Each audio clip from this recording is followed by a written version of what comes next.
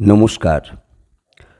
আজকের suspense story চ্যানেলে আপনাদের সকলকে স্বাগত। এখনও যারা আমাদের চ্যানেলটিকে সাবস্ক্রাইব করেননি তারা অবশ্যই সাবস্ক্রাইব করে আমাদের পাশে থাকবেন, এই আশা নিয়েই শুরু করছি আজকের গল্প। আজকের গল্প সুধাংশু কুমার চক্রবর্তীর লেখা ইচ্ছা পূরণ। রবীন্দ্রনাথের ইচ্ছা পূরণ গল্প হয়তো তোমরা অনেকেই পড়েছ, কিন্তু স্বয়ং রবীন্দ্রনাথও তার ইচ্ছা পূরণকে সত্য ঘটনা বলেননি। কিন্তু আমার ইচ্ছা পূরণ একেবারে খাঁটি সত্যের ভিত্তিতে লেখা। ঘটনাটি লাভলির কাছে শোনা। তোমরা হয়তো ভাবছ, লাভলি আবার কে? লাভলি 14-15 বছরের একটি ফুটফুটে মেয়ে।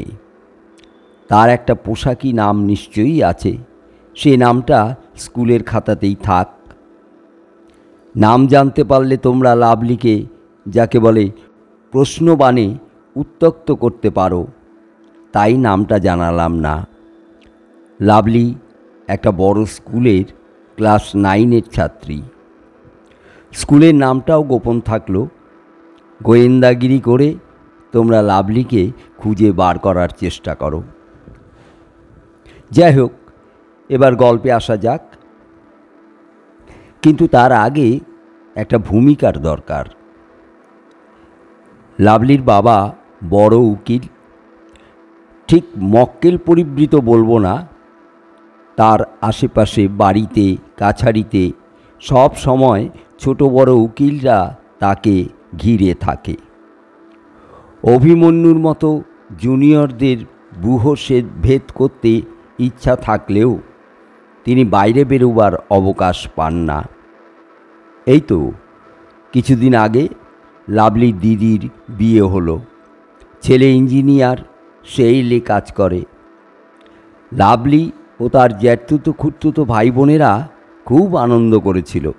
বাবাকে কিন্তু বিয়ের দিন ছাড়া অন্য দিনও কোর্ট কাছারি মোকদ্দমা নিয়ে ব্যস্ত থাকতে হয়েছিল। বাবার একমাত্র হবি অকাল্ট সায়েন্স, ফলিত জ্যোতিষের চর্চা।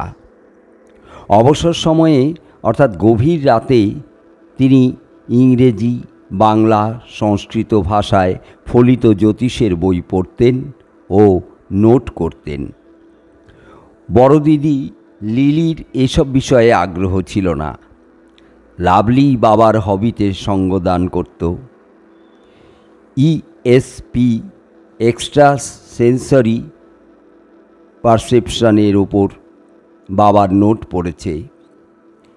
এক্সামিনের আগে বারবার ইচ্ছা করেছে যে প্রশ্নগুলো সে পড়েছে সেইগুলোই যেন পরীক্ষায় আসে।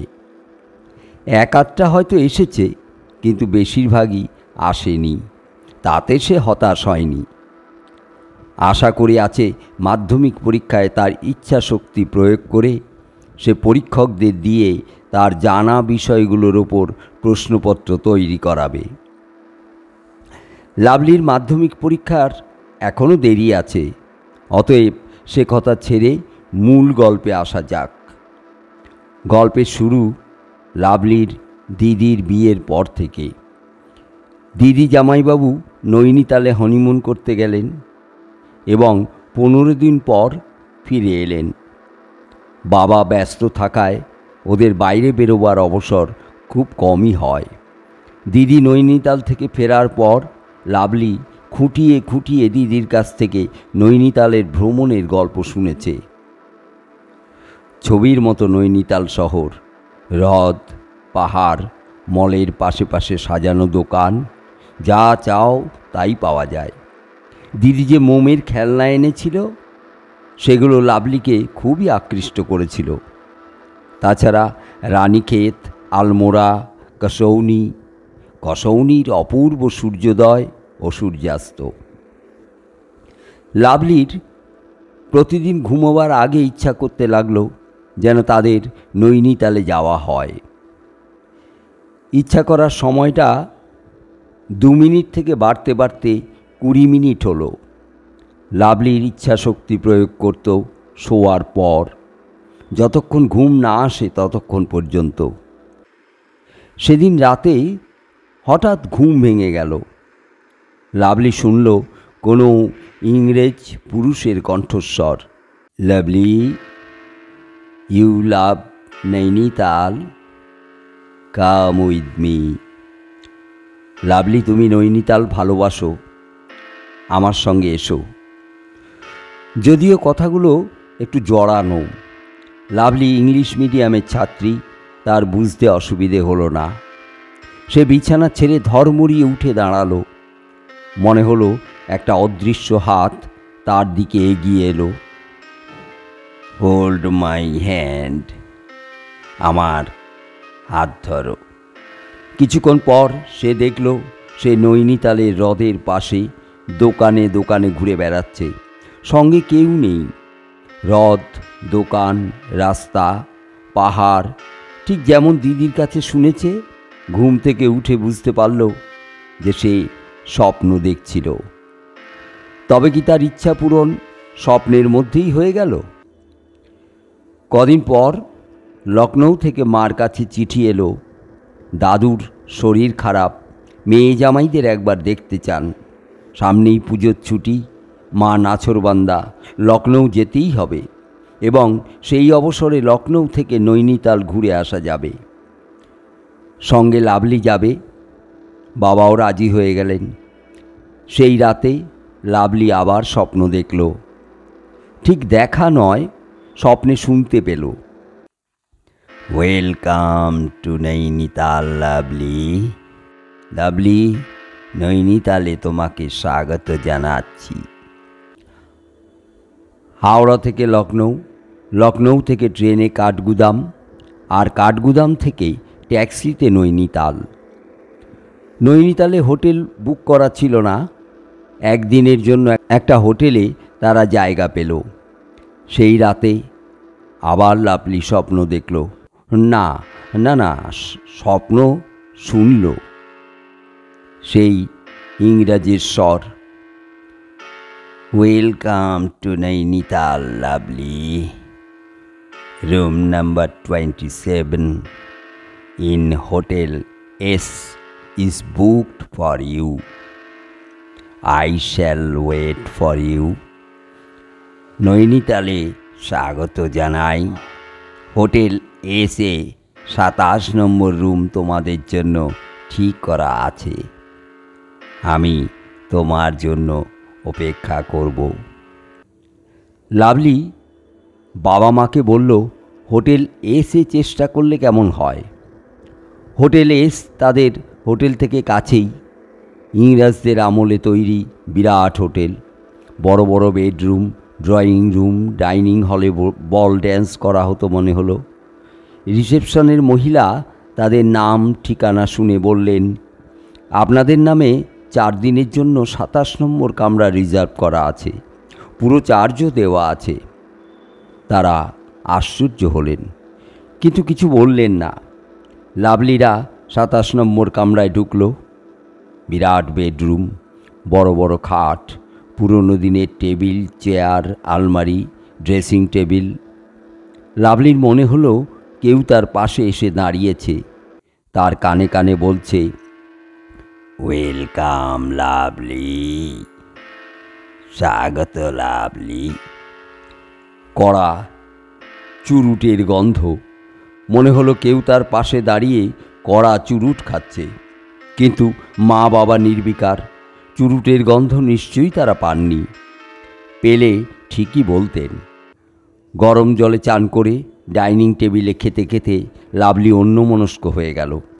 তার মনে হলো কোনো অশরীরী আত্মা তার পাশে দাঁড়িয়ে আছে আর মাঝে মাঝে প্লেট থেকে তাকে খাবার এগিয়ে দিচ্ছে, কিন্তু এমনভাবে যাতে সে ছাড়া অন্য কেউ বুঝতে না পারে। খাওয়া দাওয়ার পর কিছুক্ষণ বিশ্রাম করে তারা হোটেল থেকে নিচে নেমে এলো। লেকের পাড়ে বেড়ানো, মলের জিনিসপত্র দেখা ও কেনা চলতে লাগলো। নৈনিতালে মোমের তৈরি শিল্পকর্ম বিখ্যাত। অনেক কিছু কেনার পর লাভলির মোমের একটা সুন্দর কুকুর পছন্দ হলো। দরদাম করা হলো, কিন্তু মার কাছে অত টাকা ছিল না। তখন সন্ধে হয়ে আসছে, বাড়ি থেকে টাকা এনে কুকুরটা নিয়ে যাওয়াও যাবে না। মা দোকানদারকে কুকুরটা আলাদা করে রাখতে বললেন, পরদিন নিয়ে যাবেন। বেশ অন্ধকার, কনকনে ঠান্ডা, আকাশে মেঘ জমেছে। শীতে কাঁপতে কাঁপতে হোটেলে পৌঁছে ঘরের তালা খুলে আলো জ্বালিয়ে তারা অবাক। লাভলির পছন্দ করা মোমের কুকুরটা টেবিলের ওপর রাখা, নিচে ক্যাশ মেমোয় দোকানদারের নাম আর সেই যে দাম বলেছিল সেই দামের প্রাপ্তির রসিদ। লাভলিরা সকলেই অবাক। তারা দোকান থেকে সোজা হোটেলে এসেছে। তার আগে অন্য কেউ এসে তালা খুলে ঘরে কুকুরটা রেখে আবার তালা বন্ধ করে কি করে উধাও হতে পারে? তারা হোটেল রিসেপশনে বারবার জিজ্ঞাসা করলেন। তাদের ঘরের চাবি তারা আসার আগে অন্য কেউ নেয়নি। রুম সার্ভিসের লোকেরাও জানালো। তারা বাইরে বেরিয়ে যাওয়ার পর তারা দুপুরে ঘর পরিষ্কার করেছে। বিকেল বা সন্ধ্যের দিকে কেউ তাদের ঘরে যায়নি।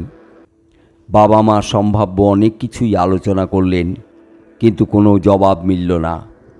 ঠিক হলো, আগামীকাল ওই দোকানে জিজ্ঞাসা করলে হয়তো কিছু জানা যেতে পারে। লাভলির কিন্তু দৃঢ় ধারণা হলো যে অশরীরী তার সঙ্গে কথা বলে সেই হয়তো কুকুরটা তার জন্য এনে রেখে দিয়েছে। খাওয়া দাওয়া করে জল্পনা কল্পনার পর তারা শুয়ে পড়লেন। পরদিন সেই দোকানে গিয়ে দেখা গেল কুকুরটা নেই। প্রশ্ন করে জানতে পারা গেল একজন কম বয়সী ইংরেজ সাহেব কুকুরটি বেশি দাম দিয়ে নিতে চাইলেন। দোকানদার আপত্তি করেছিলেন। সাহেব তাতে বলেছিলেন তিনি কুকুরটা লাভলি মিস সাহেবার কাছে পৌঁছে দেবেন। দোকানদার তখন যে দাম ঠিক হয়েছিল সেই দামেই কুকুরটা দিয়ে দেন। দোকানদার তাদের জিজ্ঞাসা করলেন, আপনারা কুকুরটা পেয়েছেন কি? লাভলি হ্যাঁ বলতে তিনি স্বস্তি পেলেন। কি করে এসব সম্ভব হলো তার কোনো হদিশ পাওয়া গেল না। সেদিনের ঘটনাগুলো আরও আশ্চর্যজনক। কি জানি কেন লাভলির মনে হতে লাগলো কোনো অদৃশ্য শক্তি তার ইচ্ছা পূরণ করছে। তার ধারণা কতদূর সত্যি পরীক্ষা করার জন্য লাভলি সারাদিন নানা রকম ইচ্ছে করে গেল। গাড়ি, জামা, প্রসাধন, ঘর সাজানোর টুকিটাকি জিনিস, বই, ছবির অ্যালবাম তার ইচ্ছার ঝুড়ি থেকে বার হতে লাগলো। কি জানি তার কেমন মনে হলো সব জিনিসগুলোই তার কাছে ঠিক পৌঁছবে। লেকের প্যারাপেটে বসে হঠাৎ তার যেন কেমন ইচ্ছা হলো ফুচকা হলে ভালো হতো। হঠাৎ দেখল তার পাশে একটা শালপাতার ঠোঙা, ঠোঙায় 4টে ফুচকা। ভাগ্যিস আশেপাশে কেউ ছিল না। লাভলি ফুচকাগুলো তাড়াতাড়ি খেয়ে বিনেতে ঠোঙাটা ফেলে দিল। বাড়ি পৌঁছে চাবি খুলে ঘরে ঢুকে দেখল লাভলির বিছানার উপর একটা স্যুটকেস, এবং স্যুটকেসে লাভলির ইচ্ছা পূরণের সব জিনিস ভর্তি। এবার অবশ্য কোনো ক্যাশ মেমো ছিল না, যদিও উপহার পাওয়াটা লাভলির গা সওয়া হয়ে গিয়েছিল, বরং না পেলেই আঘাত পেত। যা হোক, আগের দিনের মতো রিসেপশনে এনকোয়ারি করলেন। ফল একই, কেউ তাদের ঘরে কোনো জিনিসপত্র রেখে যায়নি। পরদিন ছিল নৈনিতালে থাকার শেষ দিন। তারপর দিন সকালে নৈনিতাল থেকে নামতে হবে। সেদিনও অনেক ঘোরাঘুরি হলো, অনেক কেনাকাটা হলো। লাভলি অতি কষ্টে নিজের ইচ্ছাকে চেপে রাখল। যখনই কোনো ইচ্ছে করতে ইচ্ছা হচ্ছিল, লাভলি মনে মনে বলতে লাগলো, আমার কিছুই ইচ্ছা করছে না, ইচ্ছে করবে না, ইচ্ছা করতে দেব না। কিন্তু একটা ইচ্ছা লাভলি কিছুতেই চেপে রাখতে পারল না। যে তাকে এইসব উপহার দিয়েছে তাকে একবার দেখার লোভ সে সম্বরণ করতে পারল না। ইচ্ছার সঙ্গে অবশ্য ভয়ও মিশেছিল। তার বন্ধু অশরীরী। সন্ধেবেলায় তালা খুলে সকলের আগে লাভলি ঘরে ঢুকল। যদি তার বন্ধু তার জন্য অপেক্ষা করে থাকে। লাভলির মনে হলো কোনো অশরীরী তার পাশে এসে দাঁড়িয়েছে। তাড়াতাড়ি আলোর সুইচ টিপল। ঘর আলোয় ভরে উঠল। লাভলির মনে হলো বন্ধু রাগ করে অন্ধকারের মধ্যে অদৃশ্য হয়ে গেল, হয়তো আর দেখা দেবে না। তার মনটা খুব খারাপ হয়ে গেল। ভীষণ শীত, টিপ টিপ করে বৃষ্টি পড়ছে। খাওয়া দাওয়া সেরে লাভলি তাড়াতাড়ি লেপের মধ্যে আশ্রয় নিল। বাবা মাও শুয়ে পড়লেন। কিছুক্ষণের মধ্যেই লাভলি ঘুমিয়ে পড়ল। কতক্ষণ পরে ঠিক বোঝা গেল না, লাভলির ঘুম ভেঙে গেল। ঘরের রুম লাইট দপ করে নিভে গেল। লাভলি বুঝতে পারল তার অশরীরী বন্ধু তার পাশে এসে বসেছে। তার ভয়ও করছে, আবার ভালোও লাগছে। অশরীরী ইংরেজ লাভলিকে ইংরেজিতেই নিজের কথাগুলি বলে গেল।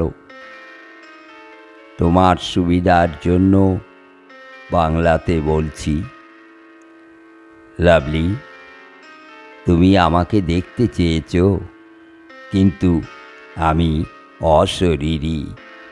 ইচ্ছা করলে শরীর গ্রহণ করতে পারি, কিন্তু সে তো আমার শরীর না। হয়তো দেখলে তুমি ভয় পেয়ে যাবে। আলোটাও নিভিয়ে দিয়েছি। তুমি আমাকে বন্ধু মনে করো। আমার বয়স আমি নিজেই জানি না। স্থানকালের বন্ধন আমাদের নেই। আমাদের বাড়ি স্কটল্যান্ডের গ্লাসগো শহরের কাছে। দ্বিতীয় বিশ্বযুদ্ধে আমি ব্রিটিশ আর্মিতে যোগ দিয়ে নানা জায়গা ঘুরে শেষ অবধি বর্মায় যাই। সেই সময় বর্মার পতন হয়। আমরা তখন ভারতে চলে আসি। আর্মিতে কেন যোগ দিয়েছিলাম? আর্মিতে যোগ দেওয়া আমাদের দেশে বাধ্যতামূলক ছিল। ছোটবেলা থেকে আমি একটি মেয়েকে ভালোবাসতাম, সেও আমাকে ভালোবাসত। আমাদের বয়স তখন কম, কাজেই বিয়ের প্রশ্ন ওঠেনি। মেয়েটি ছিল খুবই সুন্দরী, লম্বা, টানা দুটি চোখ, পদ্ম ফুলের মতো রং, আর তেমনি মিষ্টি স্বভাব। সকলেই তাকে ভালোবাসত। মেয়েটির নাম লিডা। তার ছিল বেড়ানোর খুব শখ। ভারতবর্ষকে সে খুব ভালোবাসত, আর কখনো না দেখেই হিমালয় সম্বন্ধে তার কৌতূহল। আমি তাকে বলতাম, আমরা বিয়ের পর হনিমুনের জন্য হিমালয় যাব। তুমি বোধহয় জানো, আমাদের দেশ স্কটল্যান্ড পাহাড় আর হ্রদে ভরা। তবে হিমালয়ের বিরাটত্ব, বিশালতা আমরা জানতাম না। হিমালয়ের হ্রদ যে কত বড় ও গভীর তাও জানতাম না। আর্মিতে জয়েন করে আমার ফিয়াসের সঙ্গে দেখা করতে গেলাম।